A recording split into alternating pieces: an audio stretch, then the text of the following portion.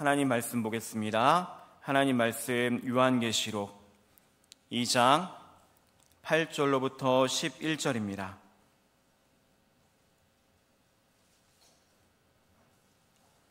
요한계시록 2장 8절에서 11절입니다.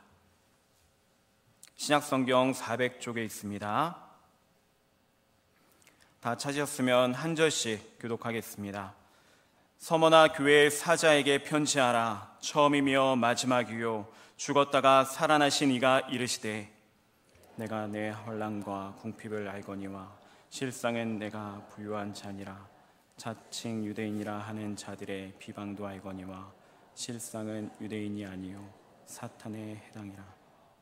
너는 장차 받을 고난에 두려워하지 말라. 볼지어다 마귀가 장차 너희 가운데에서 몇 사람을 옥에 던져 시험을 받게 하리니 너희가 10일 동안 환난을 받으리라. 내가 죽도록 충성하라. 그리하면 내가 생명의 간을 내게 주리라. 귀 있는 자는 성령이 교회들에게 하시는 말씀을 들을지어다. 이기는 자는 둘째 사망의 해를 받지 아니하리라. 아멘. 미리암 찬양대에 하나님께 찬양 올려드리겠습니다.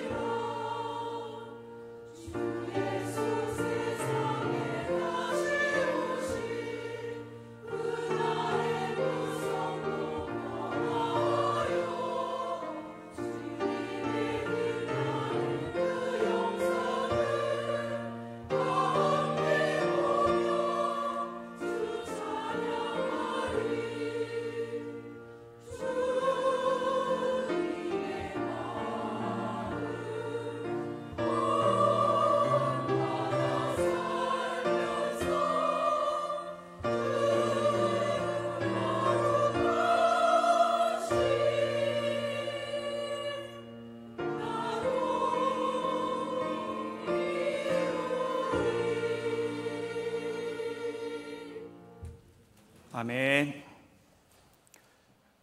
오늘은 소아시아 7교회 가운데 두 번째 교회인 서머나 교회에 대해서 말씀을 선포하도록 하겠습니다. 9절을 중심으로 말씀을 함께 나누도록 하겠습니다. 에베소에서 조금 더 위로 올라가게 되면 서머나라는 그 도시가 나오게 되는데요. 이 서머나는요, 오늘날 티르키의 땅입니다.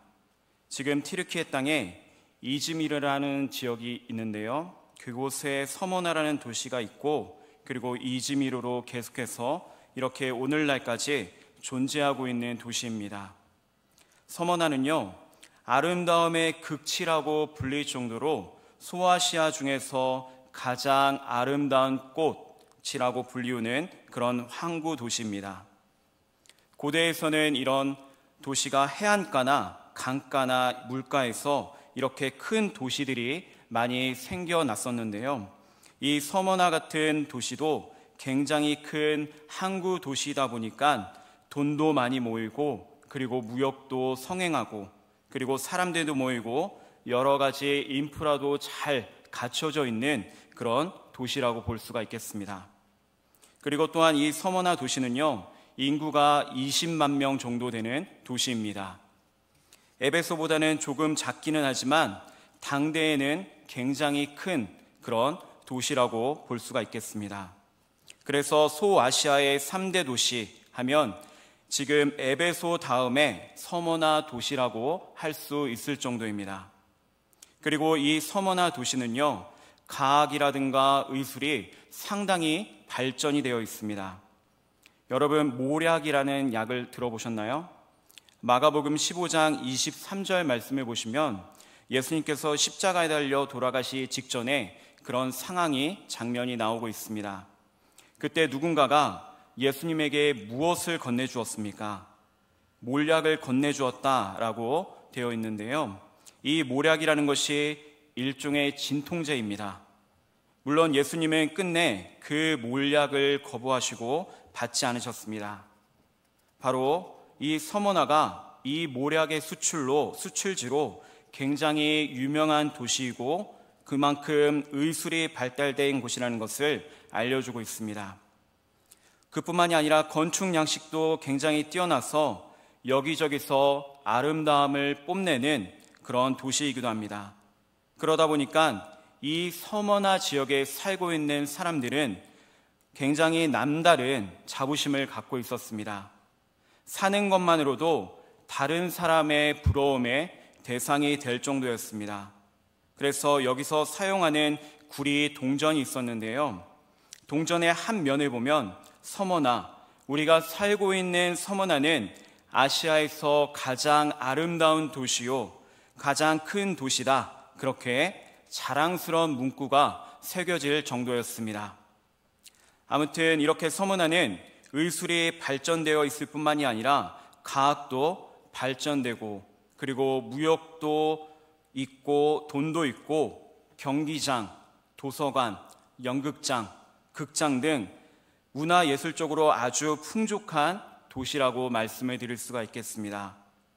이와 같이 서머나가 발달하고 또 매혹적인 도시가 된 데에는 여러 이유가 있겠지만 그 중에 핵심적인 것은 바로 로마 제국으로부터 전폭적인 경제적인 지원을 받았다라는 것입니다. 그래서 이 서머나에는요, 소아시아 최초로 로마 신상과 로마 신전이 세워졌습니다. 물론 서머나의 종교적인 상황이 여러 잡신들이 많이 있긴 하지만 로마 황제를 신으로 모시는 것이 이 도시의 특징이라고 말할 수 있겠습니다. 그래서 웅장하게 로마 신전이 세워진 만큼 우리는 로마 황제에게 충성합니다. 로마 황제가 바로 우리의 주인입니다. 그런 의미로 로마 황제인 티베리우스 황제의 신전을 유치할 정도로 굉장히 적극적인 도시였습니다. 역사가 타키투스라는 분이 있는데요. 이 티베리우스 황제를 위하여 이 신전을 서머나 도시에 세웠다라는 그런 기록이 아직도 남아 있습니다. 그래서 이 서머나 도시는 로마하고 굉장히 가까운 도시다. 그리고 로마 황제를 신으로 섬겼던 도시다라고 보시면 될 것 같습니다. 그러니까 로마의 정책에 다 순종하고 따르고 적극적으로 받아들이면서 바로 로마의 축소판일 정도로 로마 제국에 대한 애정을 가지고 지원을 받은 도시입니다. 그 지원을 받은 사람들은 풍성함 가운데서 행복한 삶을 살 수가 있었던 것입니다. 이런 도시 상황 가운데서 바로 서머나 교회가 그 도시 안에 존재하고 있었던 것입니다. 그곳에 하나님의 보내심을 받은 바울과 전도자들이 교회를 세우고 또 그곳에 믿는 사람들이 생겨나게 된 것이죠. 정리하면 이 서머나는 경제적으로 매우 풍족한 도시이고, 그리고 종교적으로는 로마의 황제를 신으로 숭배했던 도시이고, 그 도시 안에 바로 서머나 교회가 있었다라는 것입니다. 그러면 이 서머나 교회의 상황이 지금은 어떠할까요? 방금까지 우리가 도시의 상황에 대해서 제가 말씀을 드렸고요. 지금은 교회의 상황을 한번 보도록 하겠습니다. 오늘 본문 9절을 보실까요? 9절은 이렇게 시작하고 있습니다. 우리 한번 같이 읽습니다. 내가 내 환난과 궁핍을 알거니와 실상은 내가 부유한 자니라. 자칭 유대인이라 하는 자들의 비방도 알거니와 실상은 유대인이 아니요 사탄의 회당이라. 아멘. 내가 내 환난과 궁핍을 알거니와 이렇게 되어 있습니다. 이것이 서머나 교회의 상황입니다. 지금 도시 자체는 경제적으로 매우 풍족하지만, 그리고 물질도 넘치고 여유롭고 취미 생활도 할 수 있도록 모든 시설이 다 갖춰져 있지만, 지금 교회는 어떻다라고 말씀하고 있습니까? 궁핍하다라고 말합니다. 즉 가난하다라는 것입니다. 여러분, 도시는 부자인데 왜 교회는 가난하다고 말할까요? 이것이 선뜻 이해가 잘 안 되실 수 있습니다. 상식적으로 부자 도시라면 교회 역시도 부자여야 하는 게 맞지 않을까요? 부자 도시의 가난한 교회, 이게 뭔가 앞뒤가 잘 맞지가 않는 것 같습니다. 그러면 왜 서머나 교회가 이렇게 가난하게 된 것이냐? 여러 가지 추측을 해볼 수가 있는데요. 앞서 서머나 도시는 로마의 축소판이다, 이렇게 말씀을 드렸습니다. 그 정도로 로마 정책에 굉장히 친성향을 갖고 있고, 그로 인해서 로마의 전폭적인 경제 지원을 받았다라고 말씀을 드렸는데요. 여러분, 그 신전이 있다면 무엇도 있는 것입니까? 신전만 있는 것이 아니라 그 신전에서 행해지는 신전 예식도 함께 있는 것입니다. 그래서 신전에 사람들이 모여서 예식을 갖추게 되는데요. 대부분이 황제 숭배였습니다.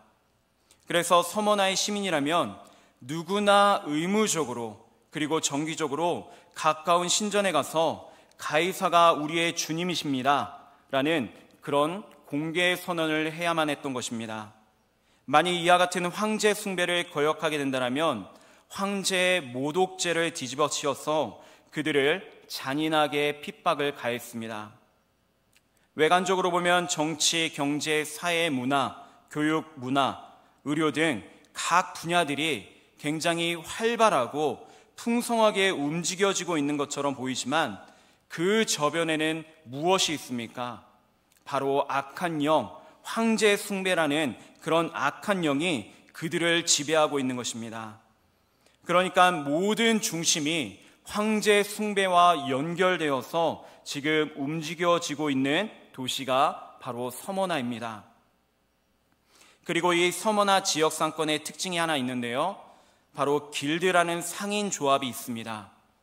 이곳에 회원이 되면 로마 제국에서 각종 제공하는 혜택과 그리고 특혜를 다 누릴 수가 있습니다. 그래서 여러 사람들이 앞다투어서 그 길드 멤버십을 갖기 위해서 애를 굉장히 많이 썼습니다. 그런데 문제가 무엇이냐? 바로 이 멤버십을 갖기 위해서는 가장 그 필수적인 조건이 바로 로마 황제 숭배에 대한 서약, 즉 서명을 해야 한다는 것입니다. 만약 이 서명을 거부하면 혜택은커녕 황제 숭배를 거절했다는 그 이유 하나만으로 그들에게 과도한 세금을 징수했습니다. 마찬가지로 기독교인들에게 세금을 거두고 경제적인 활동을 완전히 차단시켜버린 것이죠. 그러다 보니까 그 풍요롭고 안정된 사회 구조 속에서 서머나라는 이 도시 안에서 그리스도인으로 산다는 그 자체는 행복한 삶이 될 수가 없었습니다. 왜 그렇습니까? 삶 자체가 연속적으로 고난의 연속이고 핍박이고 죽음이고 가난이고 궁핍이었던 것입니다. 삶 자체가 말이죠. 그런 가운데 믿음을 지키고 있는 나는 오직 하나님만을 섬기겠다, 예수님만이 나의 주인이시다 라는 그런 확고한 믿음을 가지고 사는 사람들이 있었습니다. 바로 이러한 성도들에게 받는 핍박이 이러한데요, 먼저 이들은 공직 생활을 할 수가 없습니다. 공직 생활, 즉 직장 생활이 불가능한 것이죠. 직장 생활이 불가능하기 때문에 이들은 또한 사유재산을 가질 수가 없습니다. 사유재산을 다 몰수해버립니다. 더 심한 경우는 수감시키고 그리고 극렬분자라고 지목해서 공개 처형을 시켜버리기까지 했습니다. 핍박과 궁핍, 이런 이중적인 구조 속에서 살아갈 수밖에 없는 것이 서머나의 안에 있는 그리스도인의 형국이었습니다. 이렇게 가난하게 된 이유도 여러 이유가 있겠지만 9절을 보시면 한 가지 더 이유가 있다는 것을 볼 수가 있는데요, 9절 말씀을 다시 한번 보실까요? 내가 환난과 궁핍을 알거니와, 이렇게 되어 있는데요, 지금 궁핍이라는 그 단어 앞에 무슨 단어가 있습니까? 환난이라는 단어가 있습니다. 교회가 지금 이 환난 가운데 있다는 것입니다.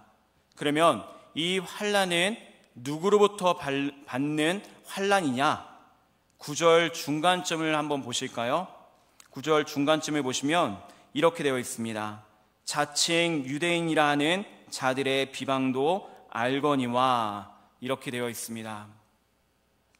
그러니까 유대인들로부터 환난을 당하고 있고 유대인들로부터 비방을 당하고 있다라고 말하고 있는 것입니다. 그 결과 교회가 가난하게 된 것입니다. 여러분, 예수님께서 십자가에 돌아가실 때 어떤 사람들에 의해서 십자가에 죽으셨습니까? 바로 유대인들에 의해서 죽으셨습니다. 그리고 예수 그리스도의 그 십자가와 부활을 제자들과 사도들이 증거하고 전하려고, 전도하려고 할 때 그것을 박해하고 핍박하고 고난을 주고 절대적으로 방해한 사람들, 그 사람들이 누구입니까? 바로 유대인들입니다. 사도행전 5장을 보시면요, 사도들, 즉 제자들이 감옥에 갇히는 장면이 나오고 있는데요, 그리고 사도행전 7장을 보시면 스데반 집사님이 나옵니다. 바로 교회의 지도자인데요, 교회의 지도자가 유대인들을 향해서 이렇게 설교를 합니다. 정말로 강력한 설교를 하셨는데요, 유대인들, 당신들은 살인자입니다. 우리의 죄를 위하여 이 땅에 오신 메시아 예수 그리스도를 당신들이 죽였습니다. 당신들은 살인자입니다. 그러나 지금이라도 늦지 않았습니다. 예수 그리스도를 영접하십시오. 회개하고 예수 그리스도께로 다시 나오십시오. 그분을 믿으셔야 됩니다. 이런 뉘앙스로 스데반 집사님이 설교를 하십니다. 그때 유대인들이 이 얘기를 듣고 어떻게 반응했을까요? 사도행전 7장 54절입니다. 우리 한번 같이 읽습니다. 그들이 이 말을 듣고 마음에 찔려 그를 향하여 이를 갈거늘. 지금 스데반의 말씀을 듣고 마음이 찔렸다라고 말합니다. 그렇다면 그 마음이 찔렸으면 어떻게 해야 할까요? 회개해야 합니다. 잘못했다라고 돌아서면 됩니다. 그런데 그 반대입니다. 오히려 이를 갈면서 스데반에게 달려들어서 돌을 던지기 시작하는데 죽을 때까지 처참한 사형에 이르게 한 것입니다. 지금 유대인들의 상황이 똑같습니다. 더욱 교회와 성도들을 핍박하기 시작했습니다. 그런 유대인들의 핍박과 박해에도 불구하고 예수님을 믿는 그 제자들이 점점 늘어남에 따라서 이제는 로마의 힘을 빌리기까지 합니다. 예수님을 빌라도 총독으로부터 사형 언도를 내린 것처럼 로마 당국자들에게, 그리고 심지어 황제에게까지 그렇게 성도들과 교회를 고소하는 것입니다. 오늘날로 말하면 일종의 공익제보와 같이 그렇게 하는 것입니다. 이 기독교인들이 황제를 신으로 모시지 않고 그리고 황제를 무시하는 사람들이고 전혀 로마 나라라는 그런 나라에 도움이 안 되는 사람들입니다. 이런 것들이 바로 오늘 9절 말씀에 나와 있는 유대인들의 비방이라는 것입니다. 그런데 이 비방이라는 것은 조금은 더 순화시켜 말하고 있는 것인데요, 실제 그 헬라어의 원문의 뜻은 거짓말쟁이, 거짓말하다, 즉 중상모략하다라는 그런 뜻을 갖고 있습니다. 그러니까 이 거짓말들을 자꾸 로마의 당국자들에게, 권력자들에게 그렇게 하고 그 소리가 로마의 황제들 귀에까지 들리게 한 것입니다. 그 비방, 거짓에 속아 로마 당국자가, 황제가 그 거짓말에 넘어가서 정치적인 판단을 하게 하여 유대인들의 편에 서서 성도들을 계속해서 핍박하고 박해를 가하기 시작한 것입니다. 이렇게 비방과 거짓말을 서슴지 않고 성도들을 제거하려 하고, 그리고 그런 유대인들을 향해서 성경은 다시금 9절에서 이와 같이 말씀하고 있습니다. 9절 하반절을 보실까요? 9절 하반절 말씀 우리 한번 같이 읽습니다. 시작.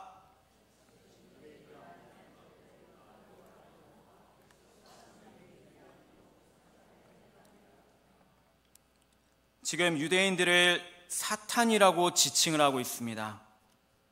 그리고 더 나아가 10절에 보니까 마귀라는 단어까지 동원해서 표현하고 있습니다. 여러분, 성경은요 사단에 대해서 이렇게 말씀합니다. 요한복음 8장 44절인데요, 너무나도 유명한 말씀인데요, 우리 한번 같이 읽어보실까요? 요한복음 8장 44절 제가 읽어드리겠습니다. 너희는 너희 아비 마귀에서 났으니 너희 아비의 욕심대로 너희도 행하고자 하느니라. 그는 처음부터 살인한 자요, 진리가 그 속에 없으므로 진리에 서지 못하고 거짓을 말할 때마다 제 것으로 말하나니 이는 그가 거짓말쟁이요 거짓의 아비가 되었음이라. 사단은 지금 어떤 존재라고 성경은 말씀하고 있습니까?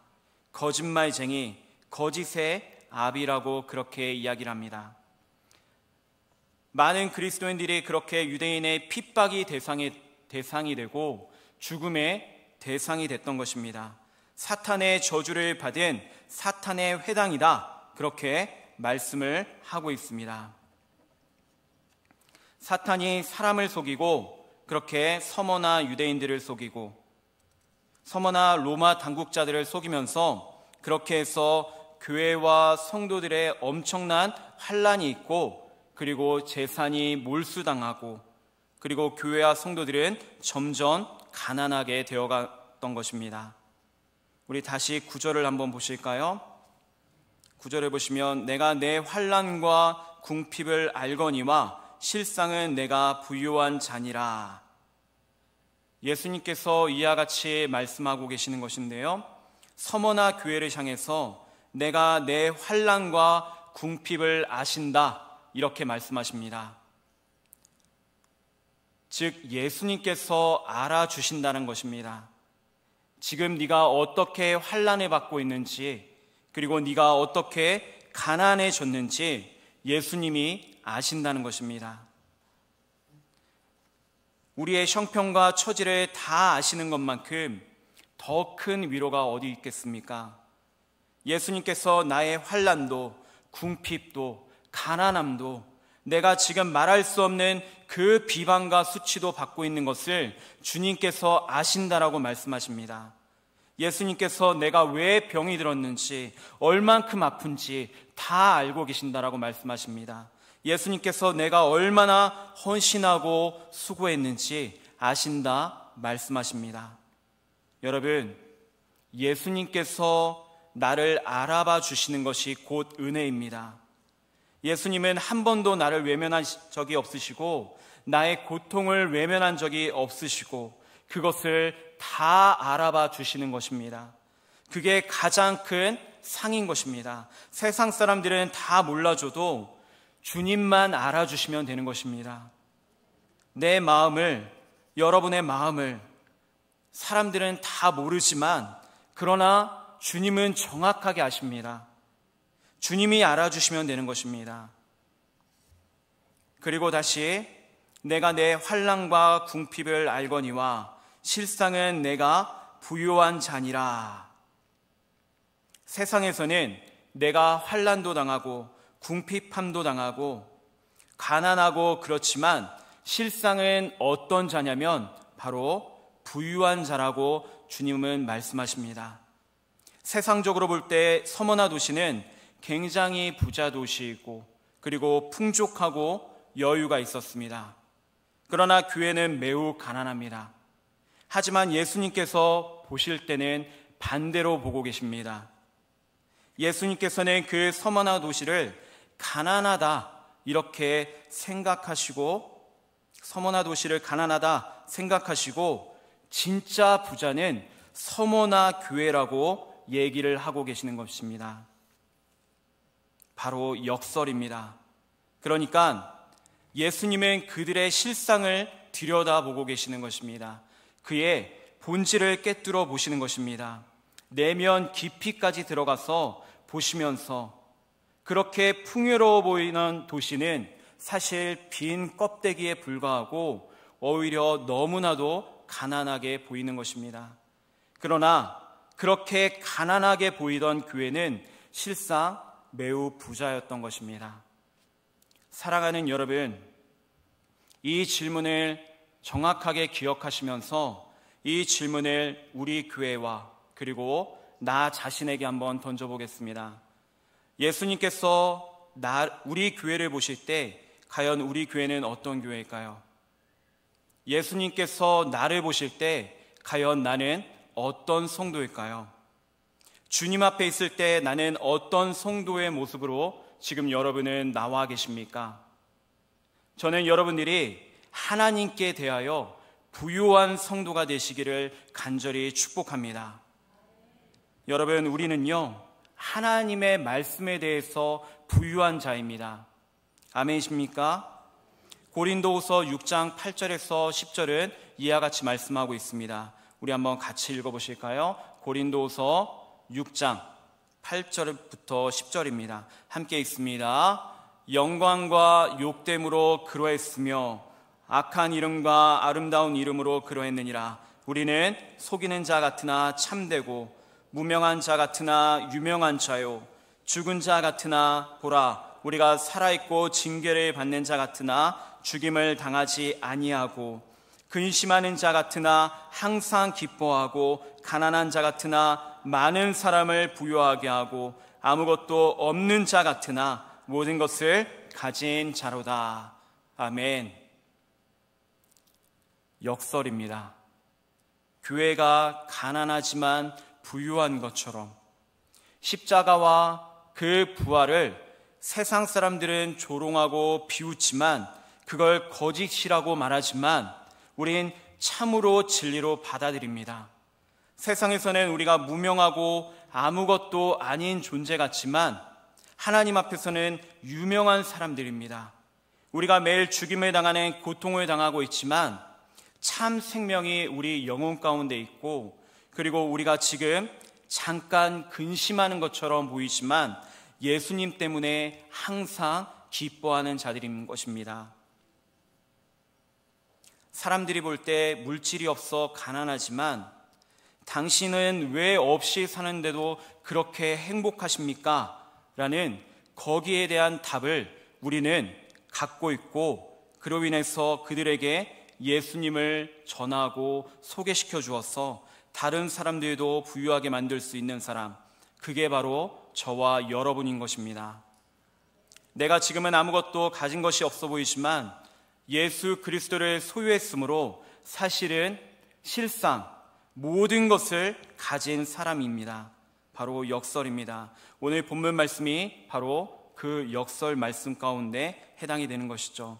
가난하지만 부유합니다. 궁핍하지만 부자입니다. 교회사를 보면요, 이 서머나 교회 감독 중에 그 감독은 목사님을 말하는데요, 감독 중에 폴리갑이라는 훌륭한 분이 계셨습니다. 바로 이분이 성도들을 주도해서 믿는 사람들을 붙들고 말씀으로 훈련을 시키셨습니다. 그러니까 로마 정부에서 보면 이 폴리갑은 눈에 가시인 인물입니다. 총독이 폴리갑 감독을 소환합니다. 그리고 폴리갑에게 이런 제안을 여러 사람들이 보는 앞에서 가이사가 우리의 주님이십니다. 그렇게 고백을 하고 다시는 예수 그리스도가 우리의 주인이십니다. 라는 것을, 그런 고백을 안 하고 가르치지 않기로 결심하면 너는 행복하게 살 수 있을 것이다.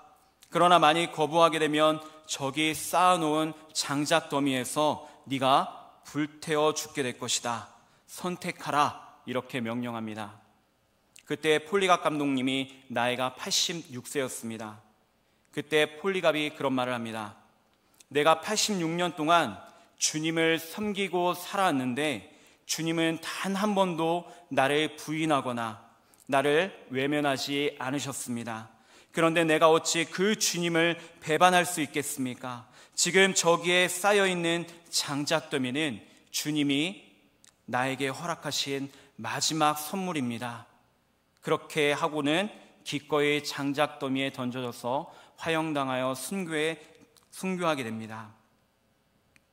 사랑하는 성도 여러분, 이 세상은 여전히 우리에게 예수님을 향한 그 믿음을 내려놓으라고, 포기하라고 말합니다.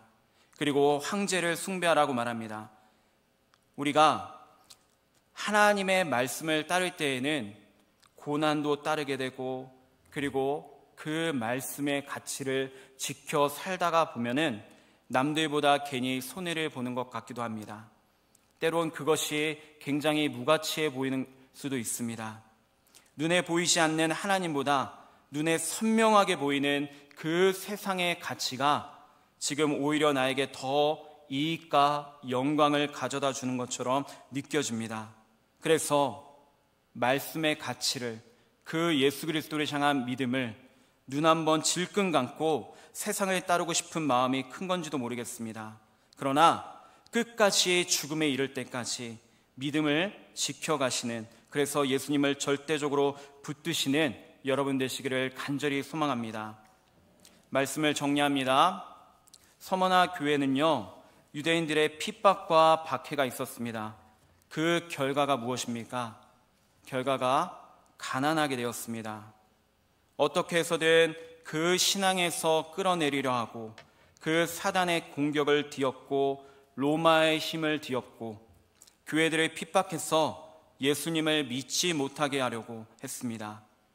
그러나 서머나 교회는 거기에 굴하지 않고 흔들리지 않았습니다. 그래서 여러분이 오늘 본문 말씀을 유심히 살펴보시면 서머나 교회에 대한 책망의 말씀이 없습니다. 오히려 예수님의 인정과 칭찬만이 있습니다. 내가 너의 모든 궁핍과 모든 환난과 처지를 다 안다. 그런 환난과 궁핍 속에서도 너희들은 참으로 부요한 자라고 주님은 말씀하십니다. 사랑하는 성도 여러분, 우리는 최고의 문명 시대를 살아가고 있습니다. 오늘 우리가 그 문명의 한복판에서 참 그리스도인으로 살아낼 수 있느냐, 또는 살고 있느냐, 오늘 주님께서 저와 여러분에게 물어보십니다. 모든 것이 풍부하고 넘쳐나는 이 사회 구조 속에서 여전히 예수님만이 우리의 유일한 소망이 되시고 유일한 기쁨이고, 그리고 주님만이 우리의 중심이 되기를 간절히 소망합니다.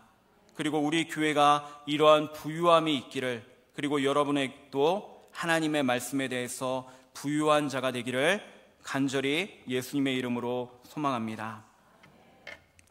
우리 들은 말씀을 기억하시면서 함께 합심하여 기도하도록 하겠습니다.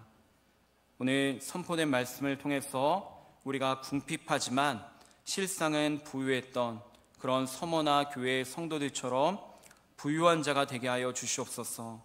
우리의 형편과 처지를 알아주시는 그 주님만을 바라보며 의지하며 우리 영혼을 더욱 말씀으로 풍성하게 만들어 주시옵소서. 우리 선포된 말씀 붙들고 함께 통성으로 함께 기도하겠습니다.